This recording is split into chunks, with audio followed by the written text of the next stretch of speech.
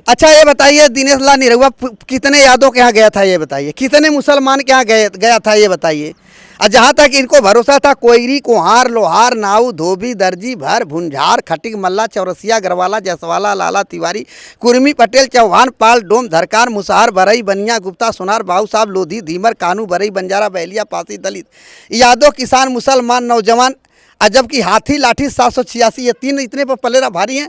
ये कभी ना तो दलित से मिलने जा रहा है, ना कभी आप यादव से मिलने जा रहा है, ना मुसलमान से। अब बताइए भाई, जब कम से कम आप चुनाव लड़ रहे हैं, सबके यहाँ जाइए ना। वो तो निरहुआ कहते हैं कि आजमगढ़ के यादव हमारे साथ हैं।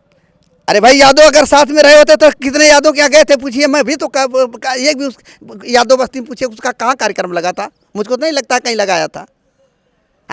गोपालपुर विधानसभा में यादव थे, वहाँ भी उसका कहीं कार्यक्रम नहीं लग पाया। सगड़ी में नहीं लग पाया। मेहनगर, मुबारकपुर, सदर में गदर मच गया। कहाँ वो बात कर रहा है, उसको यादव को वोट नहीं चाहिए, उसको केवल वोट चाहिए उसको, उसके गाड़ी में बैठ कर के वो फिल्मी दुनिया में आया, वो फिल्मी दुनिया से चला जाएगा, उसको राजनीति करने नहीं, वो कहीं से नहीं सांसद बनेगा। कौन? दिनेश लाल निरहुआ अब नहीं बनेगा? नहीं बनेगा। अब उसका कारण मैं देख लिया हूँ ना। ये तो भाजपा, आज अगर लोग भाजपा के नाम पर बाजा बजा रहे हैं तो भाजपा कितने लोगों को भागीदारी, हिस्सेदारी दे रही है भाई। सही बात। आज ये बताइए, यहाँ तो राम सूरत राजभर MLC, विनोद राजभर जिला अध्यक्ष, अनिल राजभर मंत्री, ओम प्रकाश राजभर जो है, जहाँ पर पसगा देखेंगे वहीं पर ढरक जाएंगे। अरे भाई, सपा में चले जाए से पूछिए, अभी तो बसपा से वो जिला अध्यक्ष थे, बसपा से जिला अध्यक्ष थे, और वहाँ पर आए तो मायावती की बहन जो की धोखा दे दिए। अब फिर इसके बाद में समाजवादी में आए तो कहे कि अरे भाजपा का बाजा नहीं बजा दिया तो जोगी जी को मठ पर भेज रहे थे, और वहाँ रघुपति राघव राजाराम जितने पैसा उतने काम, जोगी को भी धोखा दिए। और फिर इसके बाद पैर पकड़ करके यहाँ मलाई काट लिए, फिर अखिलेश भैया के यहाँ जा करके 5 सीट बेच दिए। तो ये भाई पैसे पर बिकाऊ है, ये तो टिकाऊ है नहीं। अब यही कहते थे, अरे OBC, दलित, अल्पसंख्यक की बात करते थे, अब OBC या दलित कहाँ उनका बैकवर्ड गया। लेकिन ओम प्रकाश राजभर आजमगढ़ में रैली में उन्होंने कहा कि मैंने उनसे सवाल पूछा तो वो कह रहे हैं कि आजमगढ़ के बल्कि पूर्वांचल के राजभर हमारे साथ हैं। अगर इतना वो राजभर के हितैषी हैं, कौन? ओम प्रकाश राजभर चाचा, अगर इतने आप हितैषी हैं तो आप पंचायती राज मंत्री अपने राजभर समाज को 10 लाल कार्ड बनवा दीजिए, तो मैं मानता हूं कि आप राजभर के हितैषी हैं। चैलेंज दे रहे हैं? चैलेंज दे रहा हूं कि अगर 10 ये राजभर को अगर ये लाल कार्ड दे दें, तो मैं समझता हूं कि आज ये राजभर के हितैषी हैं। ये तो पिछड़े और दलित और अल्पसंख्यक के नाम पर केवल पिछड़ों के बल पे अपनी राजनीति कर लिए, नहीं तो एक नियमबरी जीतने की हैसियत में वो नहीं है। कौन?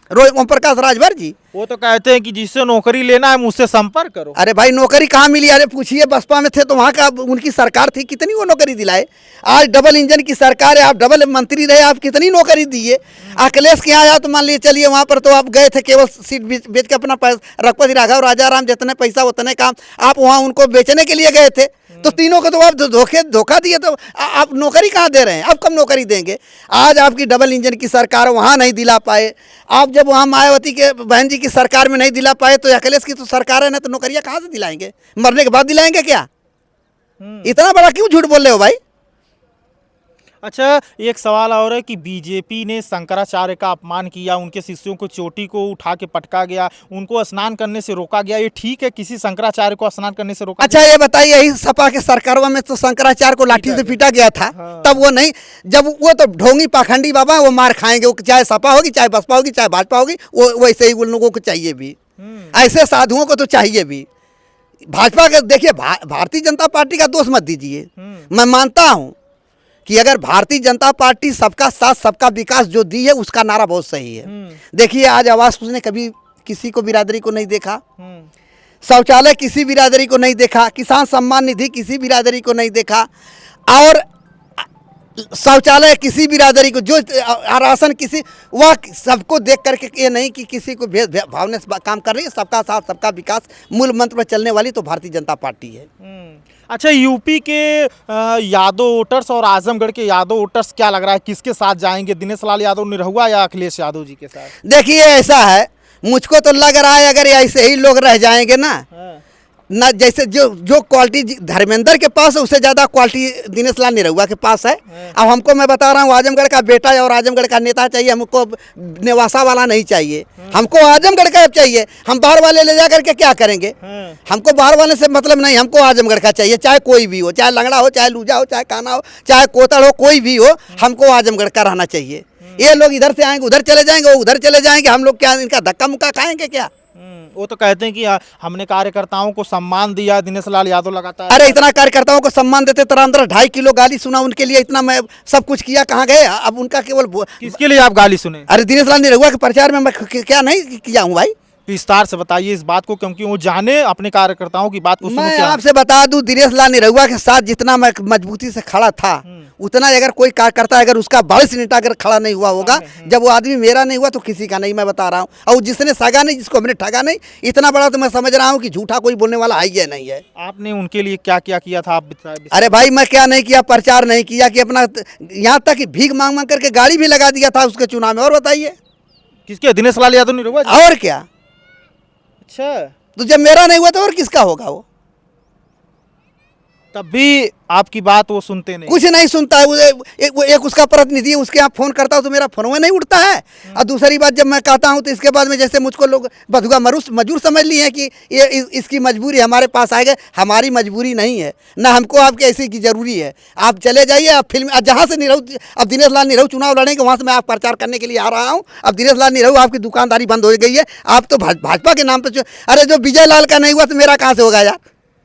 वो सिर्फ विजय लाल उसको ठीक बोलते हैं, वो नेता लायक नहीं है, और जा करके फिल्म में बना। जो अपने बीबी का नहीं हुआ, जो अपने बच्चों का नहीं हुआ तो मेरा कहाँ से होगा? वो तो कहते हैं दिनेश लाल यादव और निरहुआ कह रहे हैं कि मेरी शादी जबरदस्ती करा दी गई है। अरे यार ऐसे किसी की शादी जबरदस्ती होती है? जब शादी होती है तो सीता से प्यार किया तो राम बन गए, राधा से प्यार किया श्याम बन गए, जबरी प्यार किया आशा राम बन गए, चुपके से प्यार किया राम रहीम बन गए, नहीं प्यार किया जोगी सीएम बन के प्यार करके छोड़ दिया, नरेंद्र मोदी पीएम बन गए। तो क्यों नहीं आप मोदी की तरह बीवी को छोड़ दिए थे और जोगी महाराज की तरह सदिये मत किए होते? तब मानता कि आप शादियाँ नहीं किए, आप तो समाज सेवी हैं।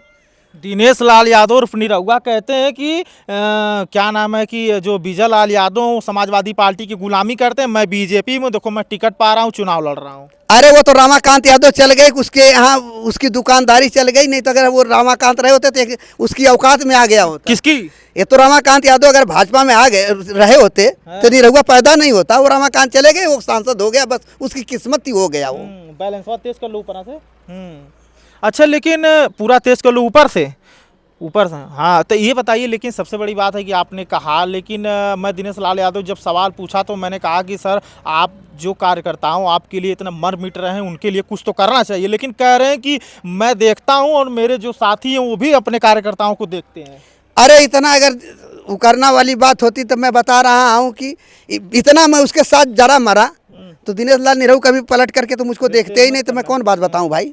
मैं बता रहा हूँ, एक छोटा सा अगर हम लोगों के चाहे गाड़ी की चालान कट जाए, हम कहीं मार पीट जाएं या हम कहीं कुछ कर जाएं, जयनाथ सिंह क्या फ़ोन जाता है तो वह आदमी कार्यकर्ताओं के लिए लड़ता है और सुनते हैं, और बाकी का किसी का विनोद राय भी सुन लेते हैं। बाकी का भाजपा में अगर किसी के यहाँ कहो तो कोई सुनने ही वाला नहीं। अच्छा, क्या लग रहा है कि 2027 में यूपी में किसकी सरकार बनेगी? आपको क्या लगता है?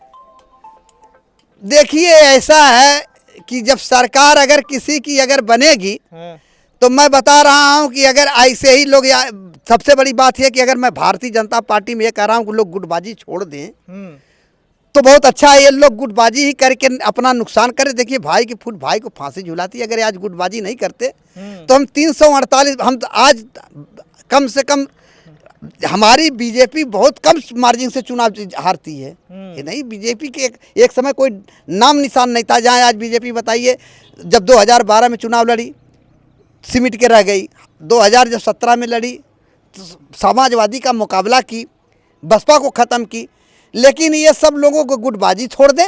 और दूसरी बात, ये लोग जो है, मैं आज बता रहा हूँ, जिम्मेदारी अपनी अपनी लोग निभा करके लेके चलें तो बीजेपी जो है यहाँ आ जाएगी। अगर ऐसे रहेगी तो इन लोगों को आना नामुमकिन अच्छा, आज है। जिस तरीके से यूपी में जितनी जातियां हैं आप उनका नाम ले सकते हैं, जो जो जातियां बताइए नाम एक सांस में जो लेते हैं आप। देखिए, कोयरी, कुहार, लोहार, नाऊ, धोबी, दर्जी, भर, भुंझार, खटिक, मल्ला, चौरसिया, गरवाला, जसवाला, लाला, तिवारी, कुर्मी, पटेल, चौहान, पाल, डोम, धरकार, मुसहर, बरई, बनिया, गुप्ता, सोनार, भाऊ साहब, लोधी, धीमर, कानू, बरई, बंजारा, बहलिया, ये पासी, सब जातियां हैं, जातियां ही हैं। याद है सब आपको? बता रहा हूँ, ये सब बीजेपी के साथ हैं।